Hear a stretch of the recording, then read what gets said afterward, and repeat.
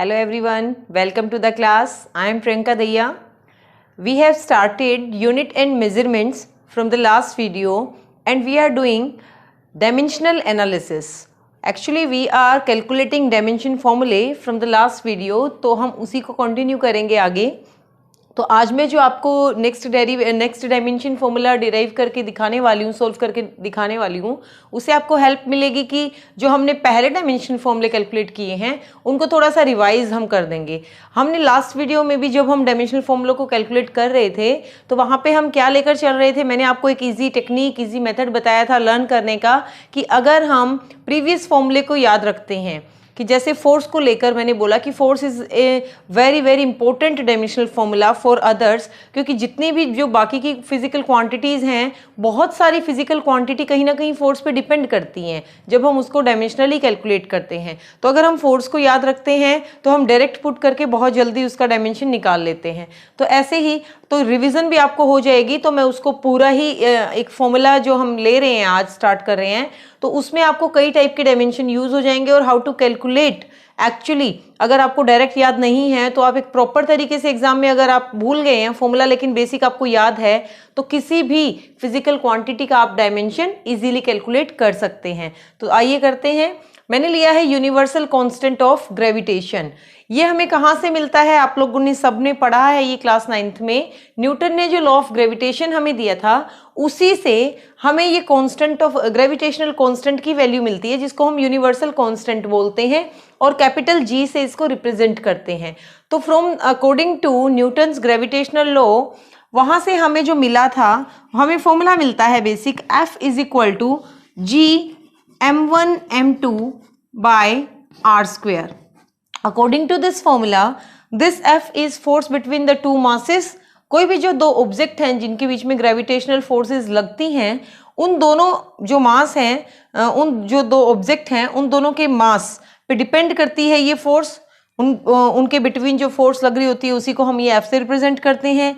ये उन दोनों ऑब्जेक्ट्स का या कोई भी बॉडी बोलें उन दोनों का मास है and this is the separation between two bodies. इस तरीके से हम कंसीडर करते थे वहाँ पे कि हमारे पास ये कोई दो बॉडी हैं m1 m2, they are separated by distance r.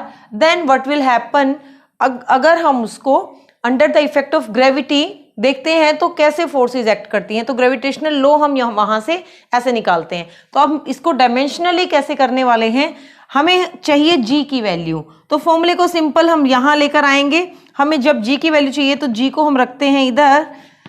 यहां मिल जाएगा मुझे f, ये क्रॉस मल्टीप्लाई होके f r स्क्वायर, ये मल्टीप्लाई में था उधर जाके हमें नीचे डिनोमिनेटर में मिल जाएगा. तो हमें जी का जो फॉर्मूला मिला है, बेसिक फॉर्मूला, वो मिला है F R square m1 m2. तो मेरा कहने का मतलब यहाँ ये है कि आपको ये फॉर्मूला याद रखने की जरूरत नहीं है. हम अपना बेसिक फॉर्मूला ही याद रखेंगे, वहां से हम कैलकुलेट करेंगे जिस भी फिजिकल क्वांटिटी का हमें डायमेंशन निकालना होगा. तो उसके लिए हम क्या करेंगे, अब वैल्यूज पुट करने वाले हैं. मैं इसको 1 by 1 स्टेप बाय स्टेप लूंगी. तो ये बहुत इंपॉर्टेंट स्टेप है, यहाँ ध्यान देना है. एफ को बेसिकली क्या कन्वर्ट करेंगे हम, mass into acceleration into R square m1 m2. अब ये जो फिजिकल क्वांटिटी मिली, क्या इनको और भी ज्यादा चेंज किया जा सकता है? यस, हम एक्सेलरेशन को चेंज कर सकते हैं. एक्सेलरेशन को मैं डायरेक्ट निकाल देती हूँ. एक्सेलरेशन हमारा वेलोसिटी बाय टाइम से निकलता है.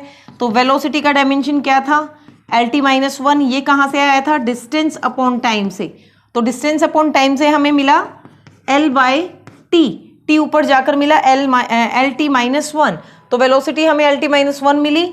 नीचे टाइम है, इसके लिए T पुट किया. ये ऊपर जाएगा तो मुझे एक्सेलरेशन के लिए मिला LT-2. तो अब मुझे एक्सेलरेशन के लिए LT-2 मिल गया. मास के लिए मैं m पुट करूंगी, r स्क्वायर. अभी हम देखते हैं, मास के लिए मैंने पुट किया m, इसके लिए मैंने पुट किया LT-2. r स्क्वायर सेपरेशन था, डिस्टेंस थी, तो उसके लिए फिर से पुट किया L2. नीचे m1 and m2, m square. इस टाइप से मुझे फॉर्मूला मिल गया फाइनली जो मुझे कैलकुलेट करना है. अब हम इसको एक उसमें लेकर आएंगे. m है मेरे पास, m ऊपर +1 है, नीचे +2 है.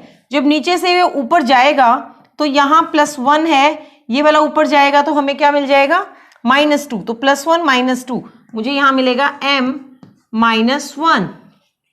l की वैल्यू, l ऊपर ही था, यहाँ पर भी l है और यहाँ पर भी l है। हम कौन सी प्रॉपर्टी यहाँ अप्लाई करेंगे? If the basis are same, powers are added, l power 1 and power 2, 2 + 1 3, m-1 l3 t-2। तो हमें फाइनली जो ग्रेविटेशनल कांस्टेंट का डायमेंशन फॉर्मूला मिला वो ये मिला। जब याद हो जाएगा तो हम डायरेक्ट पुट करेंगे, लेकिन अगर हमें एग्जाम टाइम में डायरेक्ट याद नहीं आ रहा है तो हमें जो बेसिक फॉर्मूला है वो याद रहना चाहिए। ये वाला कंसेप्ट भी हमारा ग्रेविटेशन चैप्टर में भी हम पढ़ने वाले हैं, तो हमें जब ये याद रहेगा तो हम कोई भी फॉर्मूले को इजीली कैलकुलेट कर सकते हैं। ओके, जो नेक्स्ट डायमेंशन हम करने वाले हैं वो मैं आपको वही रिवाइज कराती हूँ। उसमें हम एक और डायमेंशन फॉर्मूला ले लेंगे। हमने लास्ट वीडियो में एक डायमेंशन कैलकुलेट किया था जिसको हमने स्ट्रेन बोला था। स्ट्रेन, उसको मैं रिपीट कर रही हूँ। वो इसीलिए रिपीट कर रही हूँ क्योंकि ये जो फिजिकल क्वांटिटी है ये डायमेंशन लेस फिजिकल क्वांटिटी है। तो कुछ क्वांटिटीज आपको ऐसी मिलेंगी जो डायमेंशन लेस होती हैं, तो वैसी ही प्रॉपर्टी और भी कौन कौन सी फिजिकल क्वांटिटी फॉलो करती है, तो वो आपको इजी हो जाएगा ध्यान रखने में। हमने यहाँ किया था कि जो स्ट्रेन है वो change in configuration upon original configuration, इससे हमें मिलता है स्ट्रेन, हमें मिलता है change in configuration upon original configuration से। लास्ट वीडियो में मैंने आपको बताया भी था कॉन्फ़िगरेशन किस किस तरीके से चेंज हो सकता है। कॉन्फ़िगरेशन मीन्स कि कोई भी जो ऑब्जेक्ट है उसके ऊपर किसी फोर्स अप्लाई करने से किस तरीके का इफेक्ट पड़ा है। मीन्स अगर उसका एरिया चेंज हुआ है तो change in area upon area, अगर उसका वॉल्यूम चेंज हुआ है तो change in volume upon volume, अगर हमने उसको एंगल वाइज कुछ चेंज किया है तो जो एंगल हमारा चेंज हुआ है उसको हम शेयर बोलते हैं, तो that share upon original share. तो हमने उसमें कितना वेरिएशन किया। लेकिन जो मेन इंपॉर्टेंट चीज़ है वो ये है कि आप जो रेशो हमें मिल रहा है इस फिजिकल क्वांटिटी का फॉर्मूले से, जो बेसिक फॉर्मूला हमें मिल रहा है उसमें ऊपर और नीचे दोनों सेम ही फिजिकल क्वांटिटी हैं। तो अगर मैं यहाँ पुट करती भी हूँ, एरिया का है मैंने l² पुट किया तो नीचे भी l² ही पुट करूंगी, वॉल्यूम है l³ किया तो नीचे भी l³ ही पुट करूंगी। तो हमें कोई भी डायमेंशन फॉर्मूला यानी कोई भी मास, लेंथ और टाइम में हमें किसी भी चीज़ की पावर नहीं मिलती है। तो ऐसे केस में हम m0 l0 t0 इस तरीके से इसको रिप्रेजेंट करते हैं और हम इसको क्या बोलते हैं कि एक ऐसी क्वांटिटी है डायमेंशन लेस क्वांटिटी। ऐसा ही मैं एक और फॉर्मूला आपको बताती हूँ जो याद रखना है आपको, इम्पोर्टेंट है। आप सब जानते हैं एंगल, जिसको हम रिप्रेजेंट करते हैं थीटा से, और थीटा का जो बेसिक फॉर्मूला होता है वो होता है length of arc. Length of arc upon radius, इसको हम L से रिप्रेजेंट करते हैं, इसको हम R से रिप्रेजेंट करते हैं। मीन्स हमें मिला L/R। अब आप सब जानते हैं कि जो L है एक काइंड ऑफ लेंथ है, लेंथ तो लेंथ है ही, रेडियस है वो भी एक लेंथ है। तो अगर मैं इसको पुट भी करती हूँ L/L तो ये नल एंड वॉइड हो जाएगा और हमें फिर से कोई डायमेंशन की वैल्यू नहीं मिलेगी। तो मैं इसको फिर से किस तरीके से रिप्रेजेंट करूंगी, m0 l0 एंड t0, क्योंकि जो हमारी जो बेसिक फंडामेंटल क्वांटिटीज हैं m, l एंड t, उनका इसको डिस्क्राइब करने में कोई रोल नहीं है और हम इसको फिर से डायमेंशन लेस ही बोलेंगे। तो एंगल और जो स्ट्रेन है हमारे दोनों के दोनों डायमेंशन लेस क्वांटिटी है। तो आपसे इस तरीके से भी पूछा जा सकता है, name to physical quantity that has no dimensions और name to dimension less physical quantity। तो आप स्ट्रेन और एंगल को बता सकते हैं। अब जो नेक्स्ट हम डायमेंशन करने वाले हैं, ये जो डायमेंशन मैंने लिखे हैं मास ऑफ यूनिट लेंथ, ये जो डायमेंशन है आपको जब ये न्यूमेरिकल में मिलेगा तो बहुत बार हमें इसमें बहुत ज़्यादा कन्फ्यूज़न होता है, और जहाँ पे भी ये न्यूमेरिकल में मिलता है वो बहुत इंपॉर्टेंट रोल प्ले करता है। यानी इसकी हेल्प से ही हम जो डायमेंशन है उसको करेक्टली सोल्व कर सकते हैं। तो क्योंकि कन्फ्यूज़न सिर्फ वहाँ कहाँ होता है, क्योंकि अभी तक जहां पर भी अगर हम कोई स्टेटमेंट रीड कर रहे हैं और वहां पर अगर मास वर्ड यूज हो जाता है तो हम उसको सीधा मास ही समझते हैं कि वो मास है, m है। लेकिन वहां पे स्टेटमेंट में ये इस तरीके से दिया गया होगा कि कई बार हम बहुत जल्दबाजी में उसको मास पढ़कर अच्छे से ध्यान नहीं देते हैं और मास ही काउंट करते हैं और m ही पुट कर देते हैं, और लास्टली हमारा क्वेश्चन जो है वो रॉन्ग हो जाता है। तो जहां पर भी हमें मास ऑफ यूनिट लेंथ या मास पर यूनिट लेंथ, इसमें आप ध्यान रखिएगा कि ये जो मास होता है, मास पर यूनिट लेंथ, इसको हम जनरली स्मॉल m से ही रिप्रेजेंट करेंगे। मान लिया अगर कोई डेरिवेशन हम कर रहे हैं और वहां पे आपको दो मासेस की वैल्यू यूज करनी पड़ रही है, एक कैपिटल M है और दूसरा स्मॉल m है, तो जनरली जो मास पर यूनिट लेंथ होगा आपके डेरिवेशन में वो स्मॉल m से ही आपको मिलेगा। और ये जरूर है कि आपको कंफ्यूजन नहीं होगा अगर आप थोड़ा ध्यान से पढ़ेंगे, क्योंकि ये मेंशन जरूर किया होगा कि जो मास है वो मास ऑफ ऑब्जेक्ट है या मास पर यूनिट लेंथ है। तो आपको करना क्या है, कुछ मुश्किल नहीं है इसमें, बस आपको जैसे लिखा है वैसे ही इसको रिप्रेजेंट करना है कि जो मास ऑफ यूनिट लेंथ है m, ये सिर्फ मास ऑफ यूनिट लेंथ है। Unit means a single value, m by l है, ये इंडिविजुअल m नहीं है। मास ऑफ यूनिट लेंथ का मतलब यहाँ क्या है, या मास ऑफ यूनिट लेंथ, या आप कह सकते हो मास पर यूनिट लेंथ। तो उसमें जो m है वो किसको रिप्रेजेंट कर रहा है, मास पर यूनिट लेंथ को। तो यहाँ पे जब हम इसको डायमेंशनली लिखेंगे तो ml-1 लिखने वाले हैं, t नहीं है तो उसकी जगह 0 पुट कर देंगे, फॉर्मूला हमें ये मिलेगा, m नहीं मिलेगा, यानी हम इसको ऐसे रिप्रेजेंट नहीं कर सकते हैं। इसका जो करेक्ट मेथड है वो ml-1 है। तो आपको ध्यान रखना है कि जब भी आप मास ऑफ यूनिट लेंथ कहीं देखें या मास पर यूनिट लेंथ देखें, आपको न्यूमेरिकल पोर्शन में मिलेगा ये, तो वहां पे हमें इसको ml-1 ही यूज करना है। उसके बाद एक है वेवलेंथ। वेवलेंथ कुछ चेंज नहीं है, ये नॉर्मल है। वेवलेंथ हम किसको बोलते हैं, लेंथ ऑफ ए वेव है ये, लेंथ ऑफ ए वेव। तो यहाँ कंफ्यूजन क्रिएट नहीं करना है, आपको ध्यान रखना है, इसको हम लैम्डा से रिप्रेजेंट करते हैं, ऐसा सिंबल होता है, इसको हम लैम्डा बोलते हैं, लैम्डा। शायद कुछ ने पहले इसको ना ध्यान दिया हो, प्रीवियस क्लासेस में आया है, लेकिन अगर नहीं ध्यान दिया है तो ये आपको केमिस्ट्री में भी बहुत रोल प्ले करता है, ये इंपॉर्टेंट चीज़ है। तो इसको हम लैम्डा बोलते हैं, इस सिंबल को ऐसे करके इसको ऐसे रिप्रेजेंट किया जाता है वेवलेंथ को। वेवलेंथ एक लेंथ ऑफ वेव, यानी कोई भी जो वेव होती है उसकी लेंथ होती है। वेव जनरली किस तरीके से कंप्लीट होती है, ऐसे। तो यहाँ से यहाँ तक, जब जहाँ तक हमने एक वेव को कंप्लीट किया है वहां तक हम इसको लेते हैं, तो ये एक सिंपल लेंथ है। तो इसके लिए हम कुछ ज़्यादा वो नहीं करेंगे, कॉम्प्लिकेटेड फॉर्मूला नहीं है, सिर्फ ये L से रिप्रेजेंट करता है। तो हम इसके लिए बोलेंगे m0L-T0, m0L-T0। तो वेवलेंथ एक सिंपल है। उसके बाद है फ्रीक्वेंसी। फ्रीक्वेंसी हम किसको बोलते हैं, फ्रीक्वेंसी को रिप्रेजेंट करते हैं न्यू से। ये V जैसा दिखता है, V जैसा नहीं होता है, थोड़ा सा ऐसा टाइप का सिंबल होता है, इसको ऐसे बना देते हैं। तो इसको हम बोलते हैं न्यू, NU, न्यू। फ्रीक्वेंसी को बोला जाता है, प्रोनाउंस किया जाता है न्यू से। सिंबल हम ऐसे यूज करते हैं, फॉर्मूला होता है नंबर ऑफ वाइब्रेशन, और यू कैन से number of oscillation per unit time. कितने टाइम में किसी बॉडी ने कितने वाइब्रेशन लिए या कितने ऑसिलेशन लिए, उससे हम उसकी फ्रीक्वेंसी कैलकुलेट करते हैं। तो नंबर ऑफ वाइब्रेशन जो है वो एक नंबरिंग है, वो एक फिजिकल क्वांटिटी नहीं है, वो एक नंबरिंग है 1 2 3 4 कि इतने टाइम में अगर 50 सेकंड में 70 वाइब्रेशन हुए तो वो एक नंबरिंग है, कोई क्वांटिटी नहीं है। तो उसके लिए हम कुछ अलग यूज नहीं करने वाले, एक नंबर यूज करेंगे 1/T। टाइम है तो इतने टाइम में इतने नंबर ऑफ वाइब्रेशन हुए, वो एक नंबर है, नंबर ही रहेगा। फॉर्मूला बनेगा T-1 और उसको लिखेंगे m0L0T-1। तो इस तरीके से हम फ्रीक्वेंसी को रिप्रेजेंट करेंगे। तो तीनों फॉर्मूले हमारे इंपॉर्टेंट हैं, मास पर यूनिट लेंथ और you can say mass of unit length. Role play करेगा मास पर यूनिट लेंथ, यानी L इसमें इंक्लूड होके चलता है। सिंबल जनरली स्मॉल m ही यूज होता है, तो आप बहुत इंपॉर्टेंट फॉर्मूला है, ध्यान रखिएगा।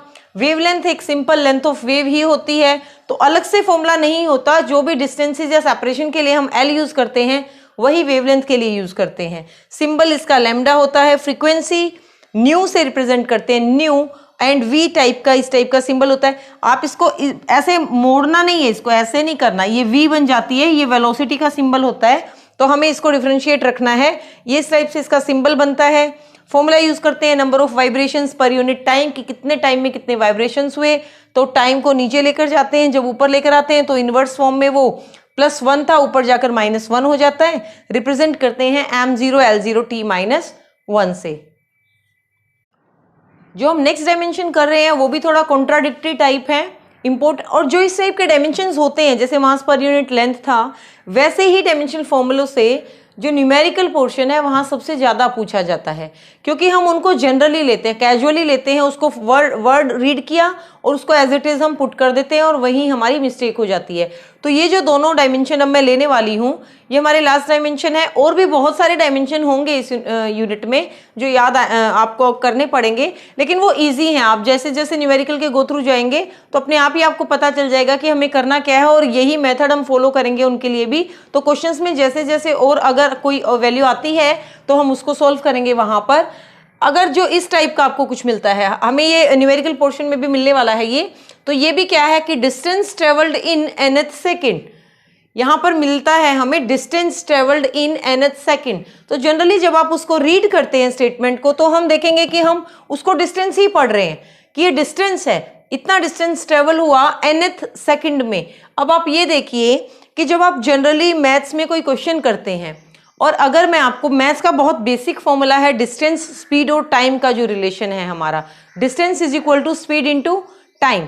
अगर मैंने बोला इतना डिस्टेंस ट्रेवल हुआ और इतने टाइम में हुआ, तो डिस्टेंस भी आपको पता है और टाइम भी आपको पता है, तो what you are calculating from that relation, you are not calculating distance from that relation, you are calculating indirectly velocity और speed। हमने बोला इतना डिस्टेंस ट्रेवल हुआ और इतने टाइम में हुआ, यानी स्टेटमेंट का मतलब हमें रिप्रेजेंटेशन किस चीज की मिल रही है, वेलोसिटी या स्पीड की, ना कि डिस्टेंस की। तो वहां पे आपको काम करना है कि distance travelled in nth second, यानी आपको टाइम भी दिया हुआ है, डिस्टेंस भी दिया हुआ है, तो हम बात किसकी कर रहे हैं यहाँ, स्पीड की। बट इनडायरेक्टली स्टेटमेंट में वर्ड क्या यूज किया गया है, डिस्टेंस ट्रेवल्ड। तो यहाँ पे हमें जो डिस्टेंस ट्रेवल्ड का मिलेगा, ये जनरली सिंबल ऐसे मिलता है इसका, एस nth सेकंड पे, यानी 6th सेकंड पे कोई व्हीकल ने इतना किलोमीटर ट्रेवल किया था, तो 8th सेकंड जब तक कंप्लीट होगा तब तक वो कितना होगा। तो हम पर्टिकुलर टाइम पे कोई इंस्टेंटेनियस स्पीड की बात कर रहे हैं यहाँ पे। तो nth सेकंड हो चुका है और उसमें इतना डिस्टेंस ट्रेवल हुआ है, तो उसके लिए हम रिलेशन यूज करेंगे L/T। डिस्टेंस ट्रेवल्ड इतने टाइम में हुआ, तो उसके लिए हम LT-1 यूज करने वाले हैं, जो वेलोसिटी का फॉर्मूला था। यहाँ हम इसको स्टैंडर्ड फॉर्म में बोलेंगे m0 LT-1, m0 LT-1। तो आपको ध्यान रखना है कि हम यहाँ पे distance travelled in nth second में वेलोसिटी या स्पीड का रिलेशन यूज करने वाले हैं। इसके बाद है रेट ऑफ फ्लो। ये जनरली आपको कैपिटल V से मिलता है। रेट ऑफ फ्लो आप ये समझिए कि कोई पाइप जैसा कुछ ऑब्जेक्ट है या कोई भी चीज़ है, उसमें से कुछ लिक्विड फ्लो कर रहा है, तो आप वहाँ पे किस चीज़ की बात कर रहे हैं। जब रेट ऑफ फ्लो, रेट को जनरली हम टाइम से रिलेट करते हैं कि कोई भी चीज़ का जो रेट ऑफ फ्लो का मीन्स है यहाँ पे सिर्फ वॉल्यूम से नहीं है। फ्लो मीन्स कोई लिक्विड फ्लो कर रहा है, उसका वॉल्यूम है वो, तो वॉल्यूम से नहीं है। रेट का मतलब क्या है कि कितने टाइम में वो वॉल्यूम फ्लो कर रहा है। यहाँ पे ये जो वर्ड दिया हुआ है रेट ऑफ फ्लो, लेकिन इसका जो सिंबल मिलने वाला है आपको न्यूमेरिकल में, वो मिलने वाला है कैपिटल V। तो प्रॉब्लम वहां होती है कि हम V देखकर वॉल्यूम का यूज करते हैं और L³ लगा देते हैं, और वहीं से क्वेश्चन हमारा रॉन्ग होता है। तो प्रॉब्लम, हमें वहां से अपनी प्रॉब्लम को रिज्यूम करना है कि हमें ध्यान रखना है कि क्वेश्चन में जो फ्लो है वो ओनली फ्लो नहीं दिया हुआ है, वो रेट ऑफ फ्लो दिया हुआ है। तो हम क्या करेंगे, वहां पे रेट ऑफ फ्लो को लेंगे वॉल्यूम बाय टाइम। वॉल्यूम के लिए मैंने यूज किया L³ अपॉन टाइम, तो L³ नीचे टाइम था तो ऊपर जाकर T-1, तो हमें डायमेंशन मिला m0 L3 T-1। इन डायमेंशन फॉर्मूलों की हेल्प से हम आगे अब क्वेश्चंस करने वाले हैं। डायमेंशनल एनालिसिस की एप्लीकेशन, ये वाला पार्ट बहुत ज़्यादा इंपॉर्टेंट मैं बोलूँगी, क्योंकि जितना भी अब फर्दर पोर्शन है जो आपका कहीं पर भी IIT नीट कहीं पर भी जो कैलकुलेटिंग प्रॉब्लम्स आपको मिलती हैं, ये एग्जाम पॉइंट ऑफ व्यू से मैं इंपॉर्टेंट बताऊं तो ये वाला सेक्शन बहुत इंपॉर्टेंट होने वाला है, क्योंकि इन्हीं डायमेंशनल फॉर्मूलाज की हेल्प से हम उन डेरिवेशंस को, उन रिलेशंस को सोल्व करने वाले हैं। तो आपको ये वाला जो रिलेशंस हैं, ये फॉर्मूले हैं, इनको करना बहुत ज़्यादा इंपॉर्टेंट है। अगर आपको कोई प्रॉब्लम लगती है इनको सोल्व करने में तो आप प्लीज़ कमेंट बॉक्स में शेयर कीजिएगा, हम उनको ट्राई करेंगे रिज्यूम करने की। इसी टाइप का और भी वीडियोस या मैथ्स ट्रिक अगर आपको इंटरेस्टेड हैं तो प्लीज़ हमारे चैनल को फॉलो करें। Thank you.